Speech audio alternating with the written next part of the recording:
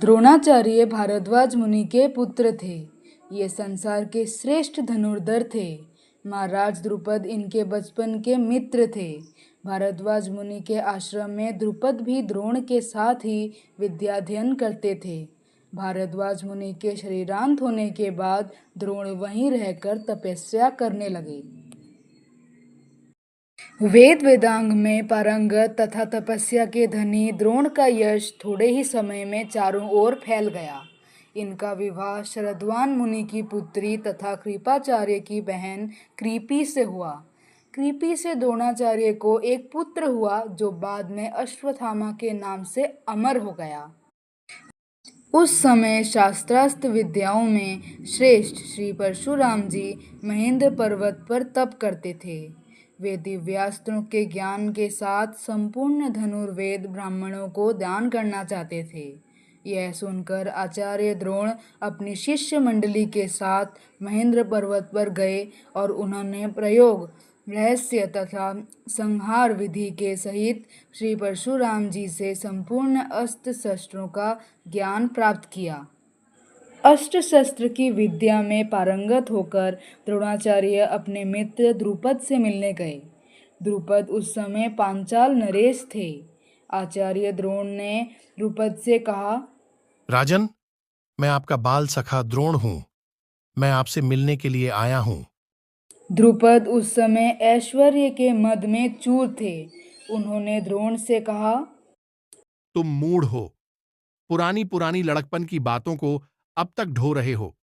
सच तो यह है कि दरिद्र मनुष्य धनवान का, मूर्ख विद्वान का तथा कायर शूरवीर का मित्र हो ही नहीं सकता।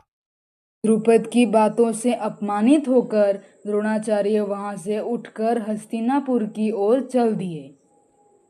एक दिन कौरव पांडव राजकुमार परस्पर गेंद खेल रहे थे। अकस्मात उनकी गेंद कुएं में गिर गई।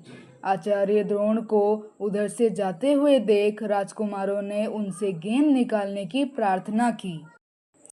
उसी समय राजकुमार युधिष्ठिर की अंगूठी भी कुएं में गिर गई। आचार्य ने उसी विधि से अंगूठी भी निकाल दी। द्रोणाचार्य के इस अस्त्र कौशल को देखकर सभी राजकुमार आश्चर्यचकित हो गए। राजकुमारों ने कहा, ब्राह्मण, हम आपको प्रणाम करते हैं। यह अद्भुत अस्त्र कौशल संसार में आपके अतिरिक्त और किसी के पास नहीं है। कृपया आप अपना परिचय देकर हमारी जिज्ञासा शांत करें। द्रोण ने उत्तर दिया, मेरे रूप और गुणों की बातें तुम लोग भीष्म से कहो, वही तुम्हें हमारा परिचय बताएंगे। राजकुमारों ने जाकर सारी बातें भीष्म जी से बताईं। भीष्म जी समझ गए कि द्रोणाचार्य के अतिरिक्त यह कोई दूसरा व्यक्ति नहीं है। राजकुमारों के साथ आकर भीष्म ने आचार्य द्रोण का स्वागत किया और उनको आचार्य पद पर प्रतिष्ठित किया और राजकुमारों की शिक्षा और दीक्षा का कार्य उन्हें सौंप दिया। उन्होंने आचार्य के निवास के लिए धन धान्य से पूर्ण सुंदर भवन की व्यवस्था कर दी।